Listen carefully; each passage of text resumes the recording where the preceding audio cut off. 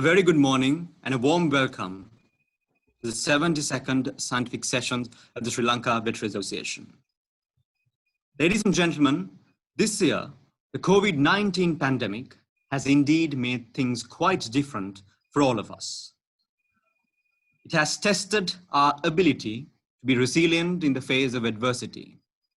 It has made us more empathetic towards fellow living beings, and above all, it has made us stronger than ever before as we have somehow fought back and are striving our level best to continue whatever we have been doing so far. Therefore, this venture of a virtual scientific platform by the Sri Lanka Veterinary Association is to prove ourselves and all around us that we are a profession united and committed for the care and welfare of animals, even during these distressing times. The scientific session this year, which would be completely on an online platform, will surely be enlightening and informative for all of you who have joined with us today. Ladies and gentlemen, without further ado, let me most cordially invite the President of the Sri Lanka Veterinary Association, Dr. DDN De Silva, to welcome the gathering. Madam, the floor is yours. Good morning.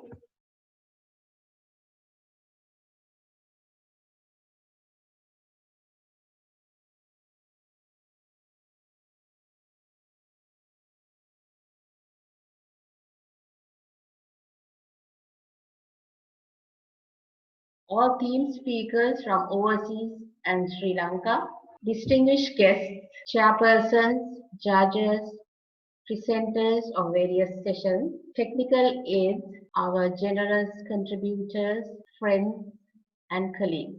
I warmly welcome you all to this historic scientific session. I warmly welcome you all who are present in this audience and also who are joining with us in the virtual audience to this historical event, which is, as you all know, the Virtual Scientific Sessions 2020, which has just commenced. I said historic because from the inception of Sri Lanka Veterinary Association in 1940, that is exactly 80 years ago, this is the first time that the Sri Lanka Veterinary Association conducts its scientific sessions in a virtual manner.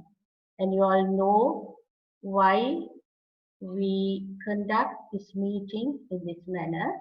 As you all are aware, we used to hold all our meetings with physical presence, but due to this COVID-19 pandemic, we had to find alternative measures. I must mention that the COVID-19 pandemic, which posed a threat to the entire mankind, gave us an opportunity to find alternative ways of living. Although at the beginning, there was panic and confusion, not only in Sri Lanka, but in the whole world, this has led us to find alternative ways to adjust to the new situation. The technology plays a significant role in leading a new normal way of life in the present day community.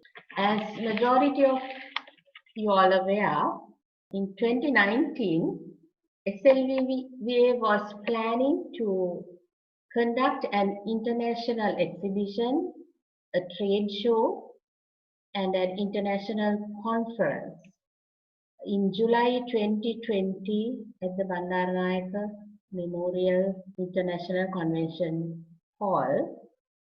And in fact, the preliminary arrangements have been initiated and continued until March this year. On March 11th, with the declaration of the COVID-19 pandemic by the World Health Organization and the lockdown which followed, compelled us to reconsider our plans.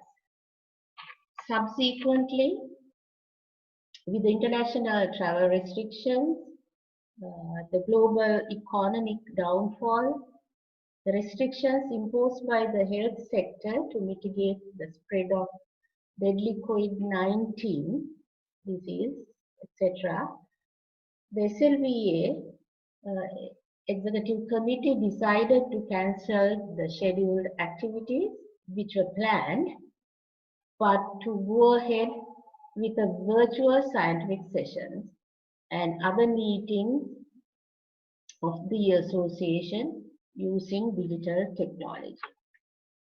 However, I must mention that during the first 6 months after the 72nd Expo took over the reins of SLVA on 3rd September 2019, that was before the COVID-19 disaster struck the world, we planned and executed a motivational program for veterinary internees, continuing professional education programs for veterinary professionals, both small animal and large animal practitioners, and we contributed to frame proposals to empower human resources, improve infrastructure facilities, to disease investigation and surveillance, also to mitigate human-elephant conflict or coexistence, and also human-wildlife conflicts, and plan and strategic and action plan to eliminate rabies from Sri Lanka, to mention a few. With the COVID-19 pandemic stage, Sri Lanka Veterinary Association came forward to issue print and electronic media briefings to create awareness among our own colleagues, that is our veterinary professionals, and also the general public regarding handling of animals through its website and social media platforms. On a positive note, I consider this pandemic made us to stop running aimlessly, disregarding the warnings of Mother Nature, but to stop and be resilient and lead our life in a different manner. As you all have witnessed, a lot of innovations sprang up for the betterment of the humanity in this critical period. We, as veterinarians, must consider this disaster as an opportunity to function with a new approach. Without further ado, I'll let the organizing committee to continue with today's proceedings, and I hope you will stay connected with us to experience the new normal, to give us moral support, gain new knowledge, and share your valuable experience. Thank you. Ladies and gentlemen, this I would say is one of the key parts of today's agenda, and that is the keynote address. As Madam clearly pointed out, it's a phenomenal personality. It's none other but Dr. Diwakar Vyas, the Assistant Professor, the Department of Animal Science, University of Florida, in the United States. If I'm to give a brief introduction of himself, I would say, hey, Dr. Vyas has graduated as a Doctor of Veterinary Medicine from the College of Veterinary and Animal Science, Bikaner, India. And he completed his master's in the National Dairy Research Institute, Karnal, India. And he's received his doctorate from the University of Maryland, United States of America. And the overall goal of Dr. Vyas's research program is to optimize nutritional management for improving animal health, production efficiency, environmental sustainability, and profitability of ruminant production systems, with emphasis on dairy cows and small ruminants. He has worked as a postdoctoral fellow in USA and Canada and has extensively contributed to the advancements of animal science, and his achievements are huge and vast. But as time restricts, I shall waste no time in inviting Dr. Diwakar Vyas, the Assistant Professor of the Department of Animal Science, University of Florida.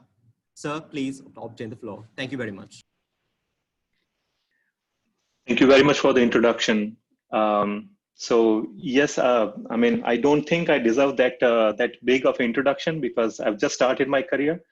But I'm really excited about working in the field of dairy production. So before I start today's presentation, I would like to greet all the dignitaries of Sri Lanka Veterinary Association attending this annual scientific session. Also, a big thanks to the members of the organizing committee for selecting me as a keynote speaker for this annual scientific session. And I think I'm really honored to be part of this session. And I think this is a great opportunity to speak to my fellow veterinarians. I started my education with a doctorate of veterinary medicine, and I still consider myself veterinarian, but I dare not share any clinical advice today because I'm not good at it now. It's mostly on the dairy production.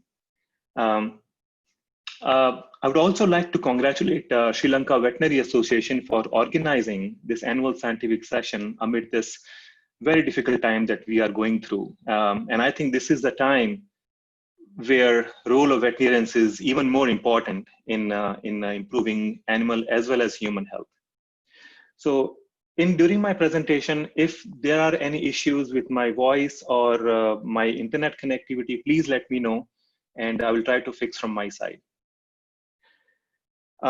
So the ideas that I will be sharing today, these are the collaborative ideas that are coming also from the colleagues at the Department of Animal Sciences of University of Florida.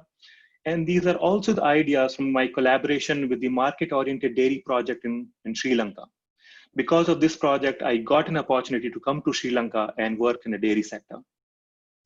So as the title of my presentation state, a multifaceted approach for improving dairy production in Sri Lanka, in this 20-25 minutes of presentation, I would like to share some of the challenges that the dairy sector is facing in Sri Lanka and some of the low-hanging fruits that we can try to achieve and improve dairy production.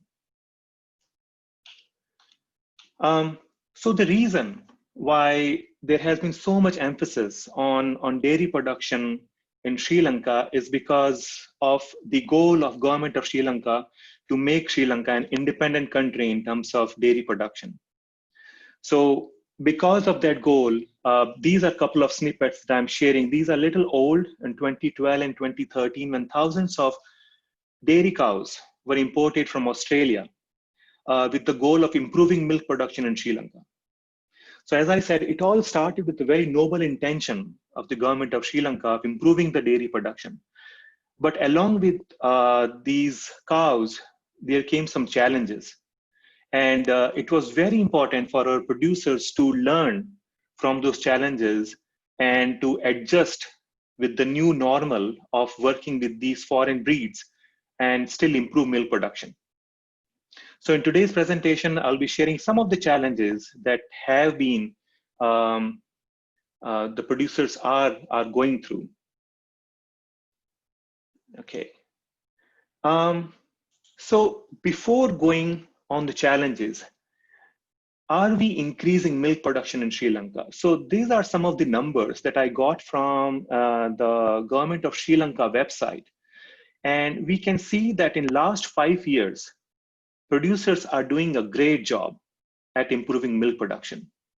If you look on 2015, it started with 382. So these are the units, it's 100,000 kilograms. And we can see that there's a linear increase going on. Although in 2019, the number is a little less, but they did not include all the months for milk production. And if 2019, all 12 months are included, the total milk production will be greater than 2018. So we can see that there's a linear increase in milk production. So the goal of government of Sri Lanka of improving milk production, definitely we are going towards that goal. We are increasing every year the milk production and producers are meeting all the challenges and improving milk production. So what is the problem? So the problem is that there's much greater demand for milk than dairy sector in Sri Lanka can supply. So right now, the domestic production is only sufficient for 35 to 40% of liquid milk consumption.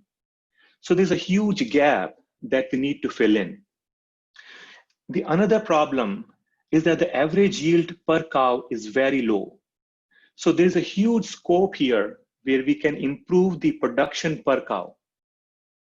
And another problem is that Sri Lanka is still importing substantial amount of milk powder to fill this huge gap.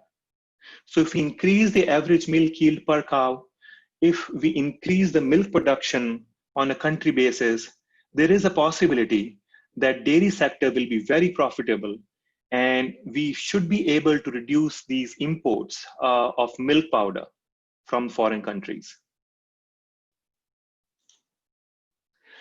So this is not a new information, the challenges that I will be sharing with you. One of the biggest challenge that our dairy sector in Sri Lanka is facing is the lack of adequate quantity and the quality of feed. We have these animals that are imported breeds. They have potential to produce 25, 30 kilos a day. But if we do not provide them enough feed, and we do not provide them enough good quality forages, they will never be able to achieve their potential. And this is the big problem that every producer in Sri Lanka, whether it's a small holder, medium holder, or large scale holder, they are facing this problem. And because of this problem is further compounded, further complicated by ineffective extension services and ineffective artificial insemination services. There are experts available in the field, but sometimes the areas are so remote that producers are not getting expert advice from extension agents. Also, there is no motivation for producers to produce good quality milk, because if a producer is producing good quality, there is no incentive. So the payments are not based on milk quality. It is slowly changing, the system is slowly changing, but there's a, long way to go when we can see that producers who are producing excellent quality milk will be paid more as compared to other ordinary producers. Also, collection practices have to be improved. We have to maintain hygiene at each and every point where the milk samples are collected.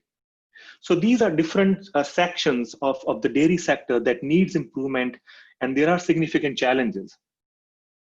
I'm not an expert on milk quality. I'm not an expert on extension services. So my presentation will be more focused on the feed and how we can address the challenges associated with feed to improve milk production.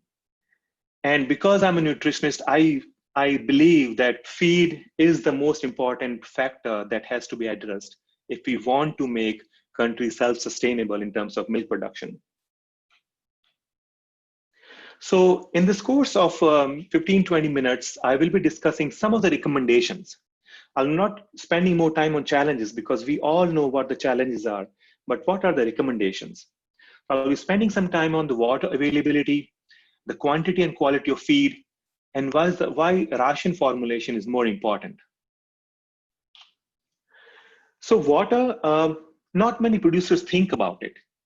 When we started assessment of the dairy sector in Sri Lanka, we were really surprised that there were some producers who was not paying a lot of attention on the availability of water.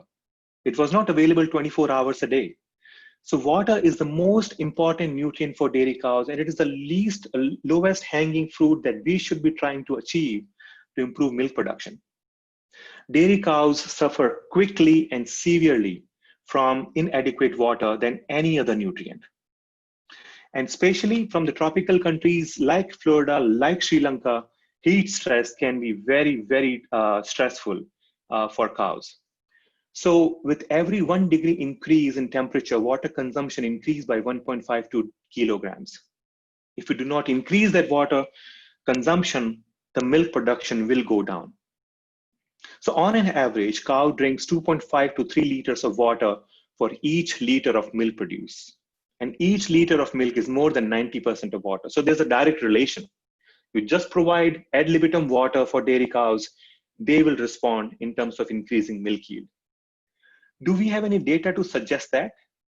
So if we look at this figure here, on the x-axis, this side, we have the dry matter intake ranging from 5 kilos a day to 25 kilos a day. And on the y-axis, we have water intake. So as you can see, number 4, number 5, number 6, and number 7. So number 4 is producing 13.5 kilograms a day. Number 5 is producing 18 kilograms a day. Number 6 is producing 27 kilograms a day. And number 7 cow is producing 36 kilograms a day. Just see that on the y-axis, you will see that number 4 cow is consuming 60 liters a day. Number 5 is around 70, number 6 is around more than 100, and number 7 is more than 120 liters a day. So there's a direct relation.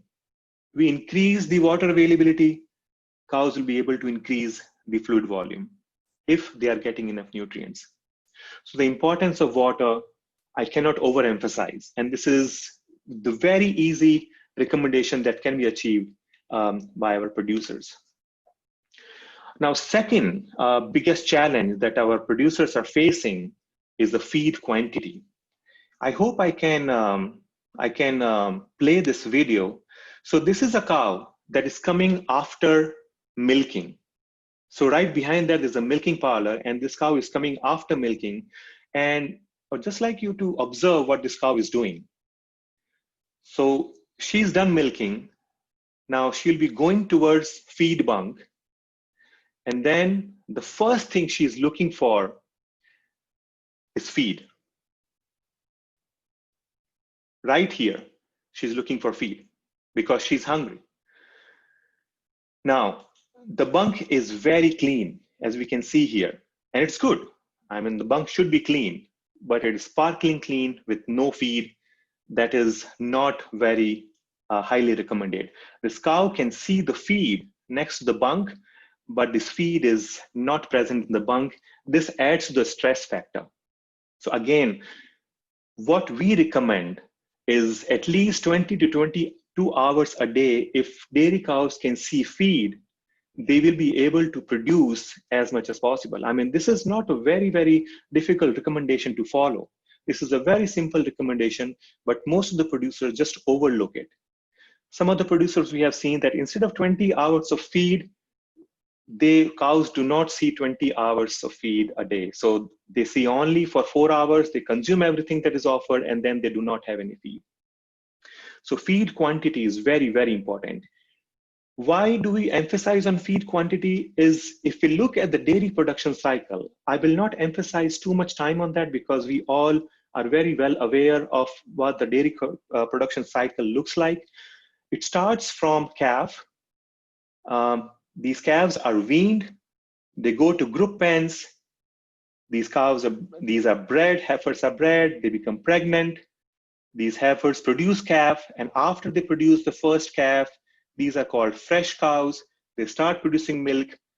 They increase milk production. This is called the high group. Milk production goes slowly down. Milk production goes down. So this high, medium, and low group. And then these cows are pregnant. They go to maternity pen, and then the calving starts, right? So this is the dairy cow production cycle. The reason why I am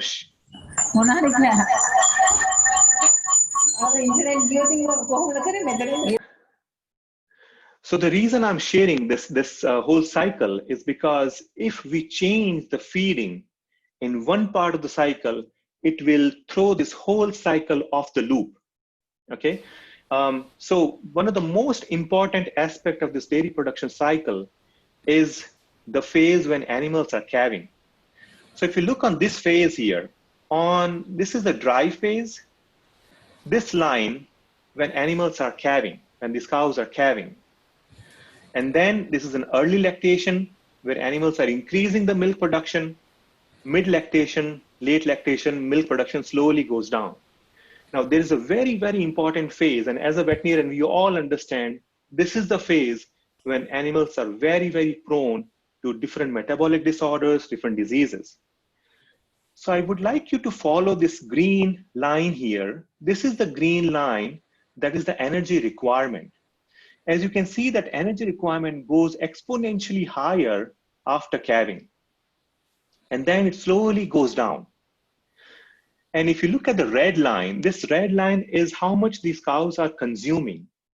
So just after calving, cows do not consume much feed. So you can see that this is the red line, the energy coming from feed. This is the green line, energy required for these animals. So there's a huge gap. This is a negative energy balance. Even if you provide good quantity of feed, animals will not be able to consume that. They will be going through negative energy balance. But the problem we are facing in Sri Lanka is that even at this stage, we are not providing enough feed.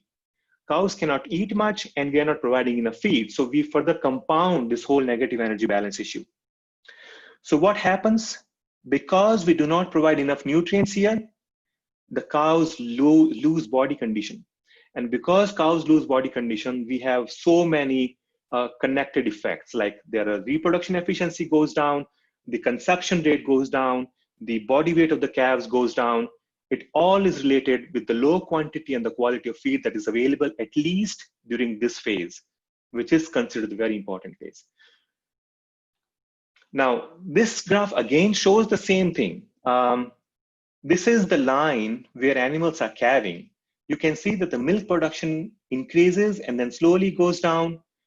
The dry matter intake slowly goes up, but in this phase, for the first 6 to 8 weeks, animals are not consuming enough. And if we do not provide enough feed, this is the kind of body condition that we see on our dairy cows. And this is not uncommon, especially with the imported breeds, because they need nutrients in this phase. And when we do not provide enough nutrients in terms of quantity of feed or quality of feed, these animals are taking body reserves for lactation. The body condition is very poor. And as a result, everything gets affected that comes in the big lactation or the dairy production cycle. As I said earlier, they do not achieve proper body weight for conception. The conception rate is poor. The reproductive efficiency is poor. The body weight of the calves is poor. And then the whole cycle throws off the loop. So that's why the quantity of feed is very, very important. Now let's move on to another aspect, which is the quality of feed. Now, we all are aware that the quality of feed means that the quality that is coming from energy and protein. So this is what we should be seeing under Sri Lankan condition. When we were trying to look for the nutrient composition of forages present in Sri Lanka, we did not find it. Maybe, we might have missed it. The nutrient composition is available, but we need something like that for Sri Lanka.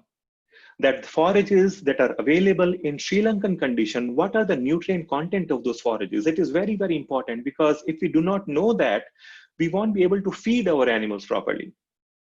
So as you can see, the dry matter is very important. If we are feeding Azolla, just 6% dry matter, it is like 94%, 95% of water is going with Azolla. We are feeding CO3, just 15% dry matter, 85% of it is water. Corn silage, 34%, it is like 65% of moisture going in it. We should be emphasizing on the metabolizable energy and the protein values.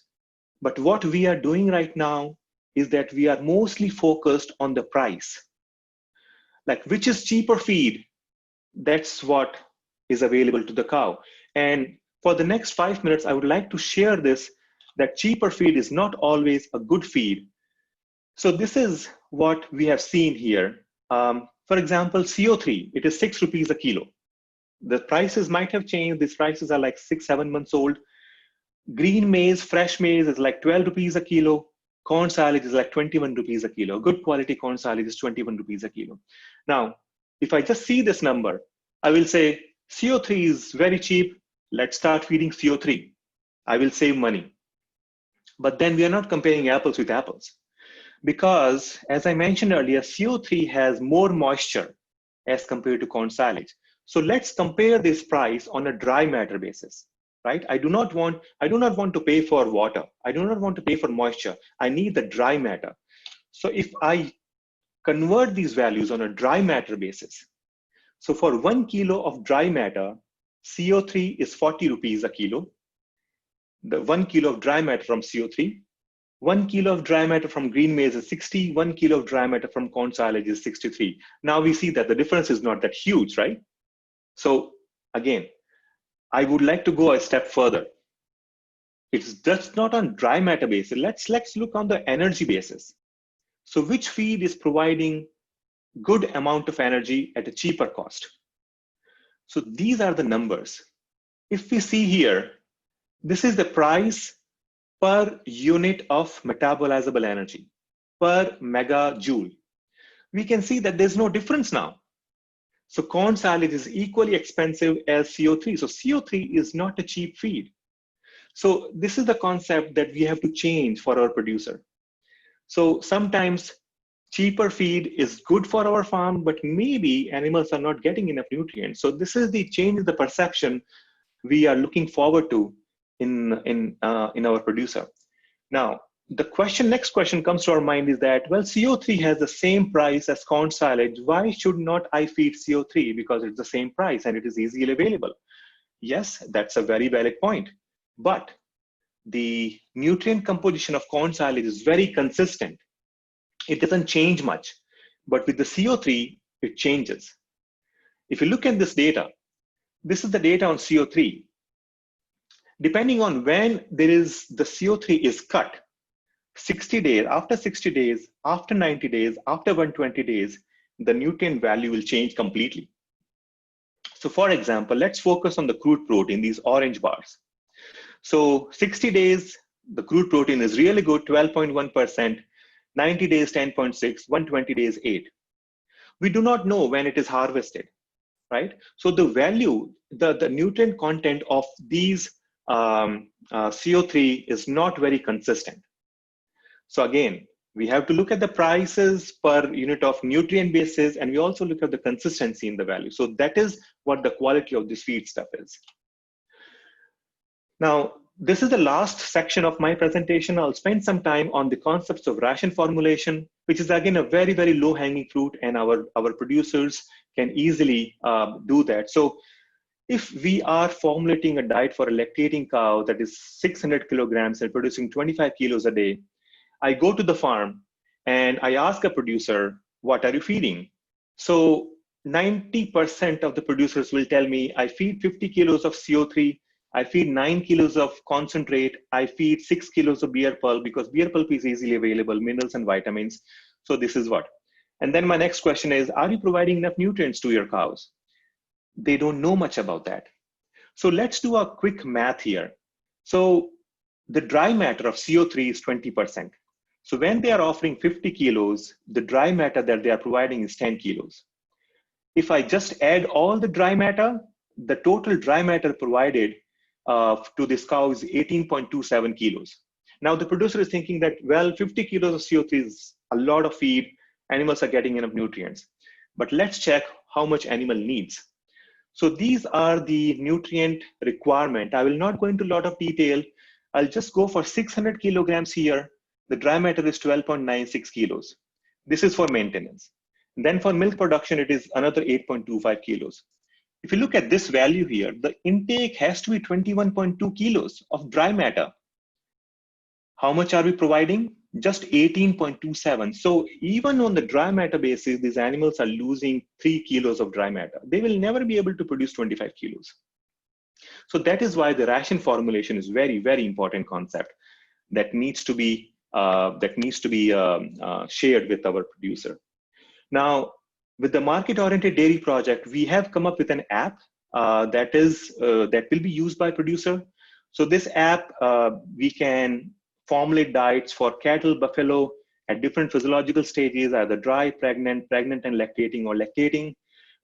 We should be able to add different feed ingredients like green roughage, dry roughage, concentrate, supplements. This is how it will look like. So for example, green roughage is maize silage, dry roughage is rice straw. It will be available in different languages, English, Tamil, and Sinhalese. And then this is the kind of output that our producers will get. So then they will know how much quantity of feed is needed and how much production I can get from this diet. So we are really looking forward to this app. This is already finalized and we are just doing the field testing. So we really hope that this will be very, very beneficial for our dairy sector in Sri Lanka. So quickly, the feeding management to maximize feed intake is that we should provide a very good quality forages, should add that in the ration. Feed should be provided ad libitum. Enough feed should be available. Feed bunk should be clean. Fresh feed should be provided all the time. So the take-home message. The take-home message from this presentation is that the feed quantity and quality is very, very essential for a successful dairy production. Now, efficient utilization of feed resources is very important for profitability. Not only for profitability, but if you think about Sri Lanka, we do not have enough land to grow forages. So it is very, very important that whatever we grow, we use it more efficiently. And that means that we have to make sure we formulate diets properly. Income over feed cost should be monitored regularly. I mean, it doesn't mean that cheap feed is always good. So we should measure the profitability. We should shift from the ingredient to nutrient use. We should look at how much energy is coming from ingredient, how much protein is coming from nutrients, from the ingredients. And ration formulation software should be used so that we provide adequate diet. Cheapest to purchase does not always mean cheapest to feed. And cheapest feed is not always the best. And it may impact consistency. So with that, I would like to thank everyone for listening to my presentation. And again, thank you very much, Sri Lanka Veterinary Association for inviting me as a keynote speaker. I really appreciate it. And it's my honor to be with you all. Thank you very much.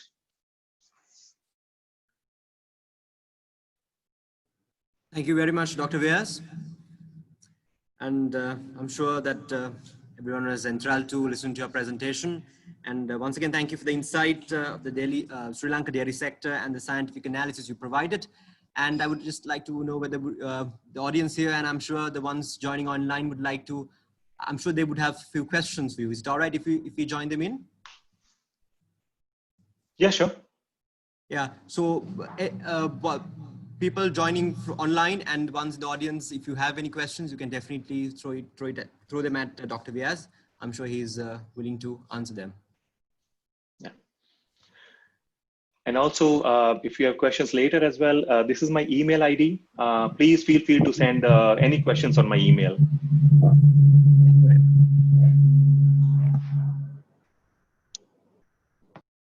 So it seems that there seem to be no questions at the moment. Perhaps anyone can present their queries to Dr. Vyas through the email address he mentioned. So we shall, while thanking Dr. Vyas once again, we shall move to the next session of our program. Thank you very much, Dr. Vyas. Thank you.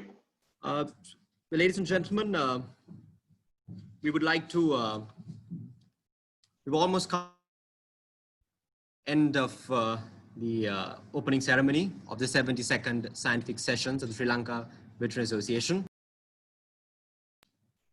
And we would like to invite Dr. K.G.J. Tisnaka, the Secretary of the Sri Lanka Veterinary Association, present the vote of thanks. Good morning, ladies and gentlemen.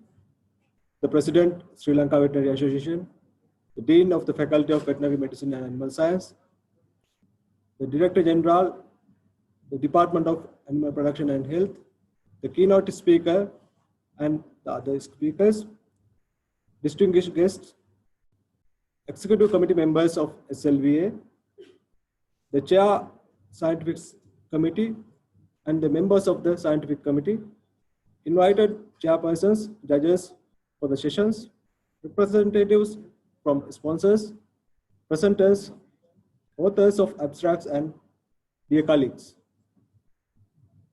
It is with great pleasure I am delivering the vote of thanks today on behalf of the 72nd Executive Committee of Sri Lanka Veterinary Association. The global pandemic of COVID-19 was unable to postpone or cancel this event, which was scheduled almost 1 year before. Instead of canceling or postponing that, we decided to take the challenge and organize the event in a novel way. We motivated with the webinar experience of the World Veterinary Association Congress, which was held in last April. We wanted to conduct a similar conference of 2 days for this annual scientific session of SLVA. It was a huge task with lots of technology involvement, though it seemed something simple. SLVA Scientific Committee had to undergo the time-consuming task that they have to do at previous years also. It was more difficult this year because of prevalent restrictions in the last few months. It was far more difficult this year because we received a higher number of abstracts for the scientific session in the history ever, which was 70. We thank all the authors and co-authors for coming forward with great enthusiasm in publishing their novel findings for uplifting the veterinary profession and related sectors. Without new things, the world cannot move forward.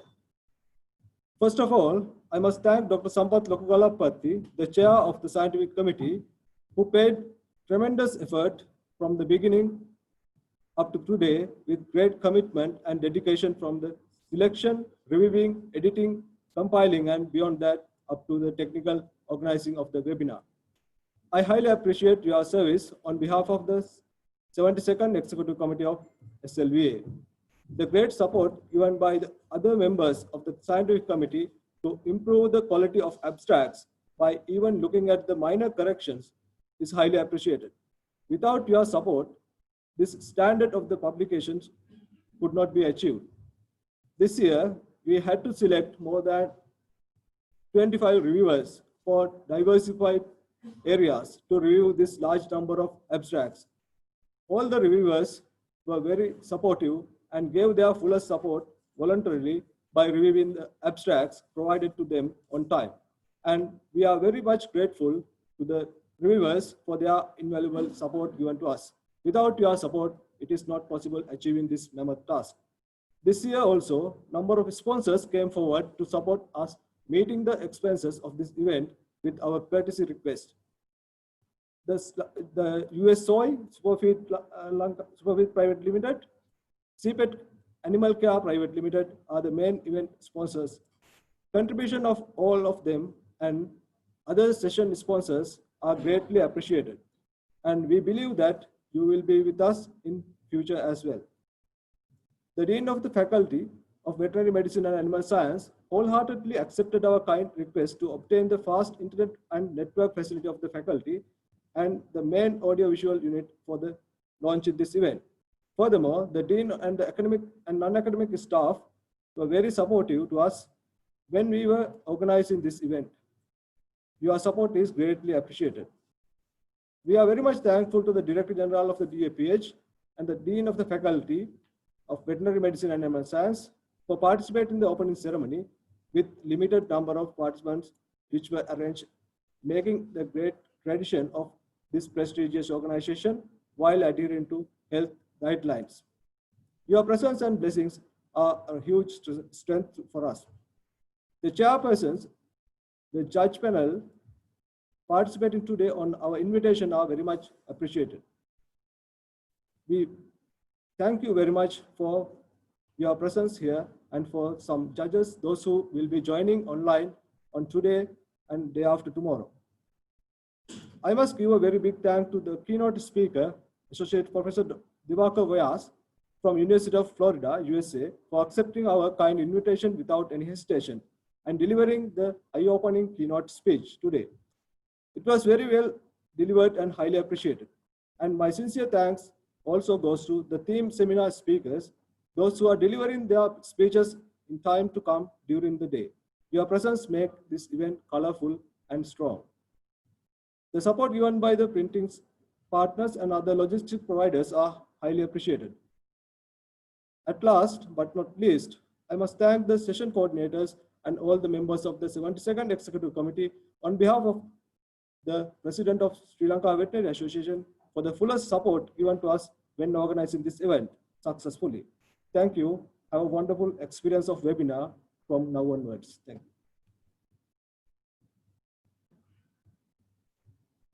Thank you very much, Dr. Disnaka. Well, ladies and gentlemen, with that word of thanks, we have officially concluded the opening ceremony of the 72nd scientific sessions of the Sri Lanka Veterinary Association.